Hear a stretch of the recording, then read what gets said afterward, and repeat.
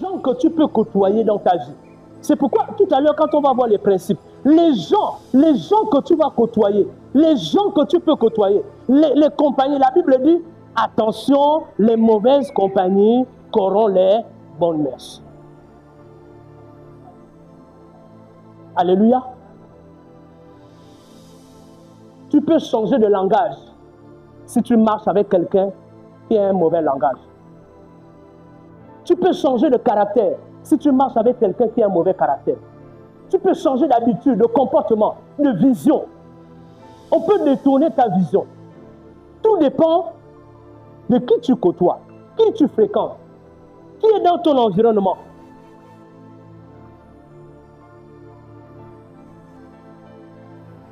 Alléluia. Et vous connaissez la suite. Privilégiez les relations de qualité. Il faut cultiver et privilégier les relations de qualité. N'entretiens pas n'importe quelle relation, n'importe quelle fréquentation. Beaucoup, ce qu'ils sont en train de faire en ce moment avec leur répertoire, c'est d'effacer, éliminer les numéros inutiles. Il y a beaucoup de numéros qu'on a souvent enregistrés, hein, et puis on ne communique même pas avec ces personnes-là.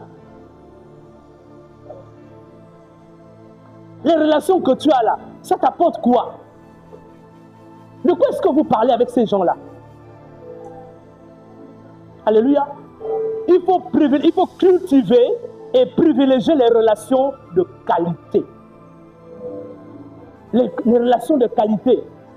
Les relations de qualité, ce sont les gens qui ont les mêmes valeurs que toi. C'est ce que tu dois privilégier. Les gens qui ont les mêmes valeurs que toi, les gens qui ont les mêmes visions que toi, les mêmes motivations que toi. Privilégier les gens qui te poussent à progresser, à évoluer. C'est avec ces personnes-là que tu dois rester, que tu dois continuer à communiquer. Tu es sûr que cette personne-là va toujours t'apporter une parole positive. Pas une personne, quand tu as des problèmes, tu dis, ah vraiment, ah c'est dur, hein? Vraiment ce que tu traverses là, vraiment c'est difficile. Non, ce n'est pas de ça dont tu as besoin. Quand tu as des soucis, quand tu as des difficultés, ce n'est pas ce genre de paroles dont tu as besoin. Tu as besoin des paroles de quelqu'un qui te dit, non, malgré cette situation, tu peux te relever. Voici ce que tu peux faire. Voici ce que tu... Celui qui te propose des solutions. Alléluia. Le meilleur ami, ce n'est pas celui qui vient pleurer avec toi. Oh, comment il vient pleurer seulement avec toi. Vous savez, Jésus avait fait quelque chose. La Bible dit qu'il croise des gens en train d'aller au cimetière, en train d'aller enterrer la femme.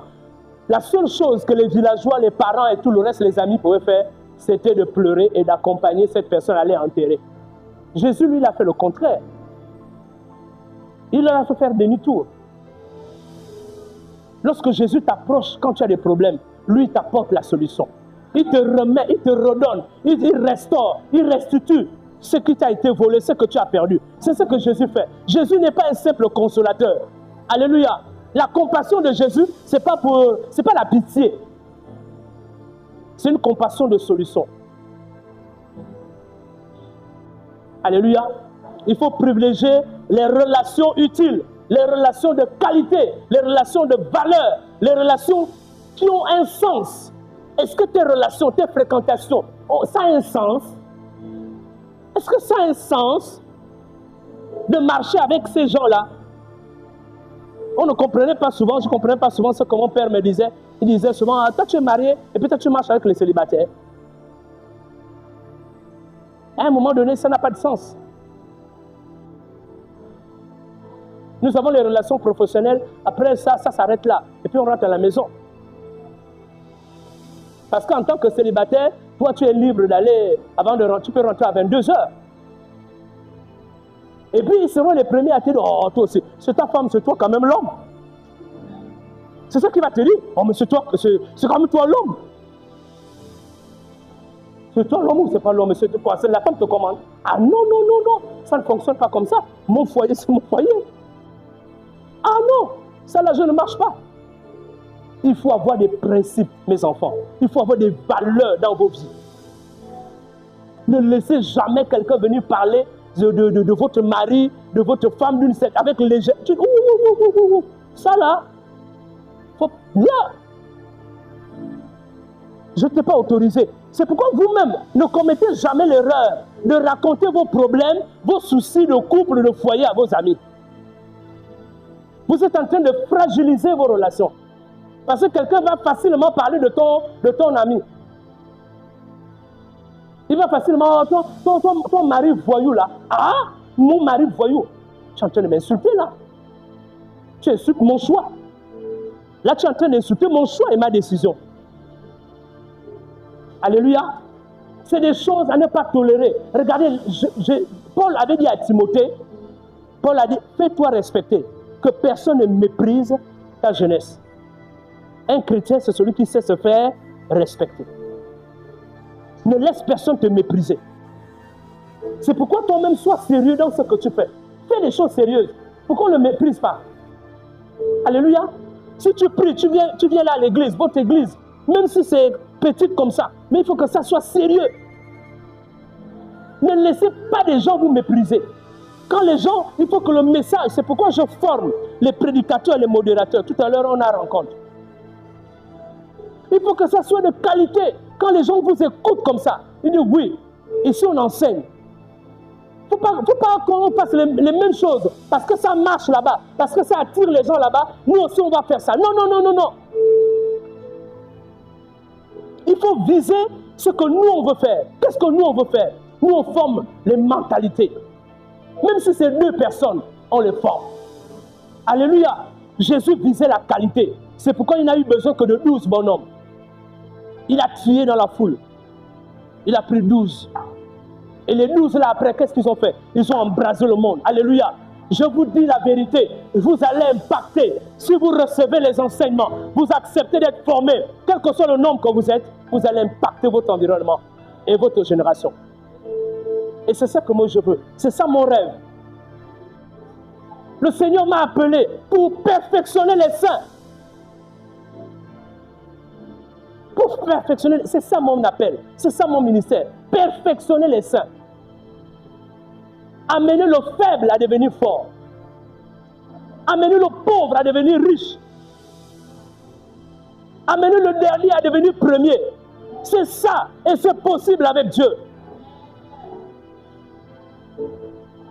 Maintenant, derrière ça, si tu peux parler en langue, gloire à Dieu.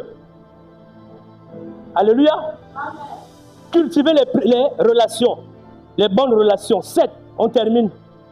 Ensuite, évaluer. Évaluer. Évaluer. Évaluer vos objectifs, vos projets. Évaluer. C'est-à-dire, faites le bilan. Après un certain temps, évaluer. Faites des évaluations personnelles. À la fin de la journée, à la fin de la semaine, à la fin du mois, à la fin de l'année, faites des évaluations.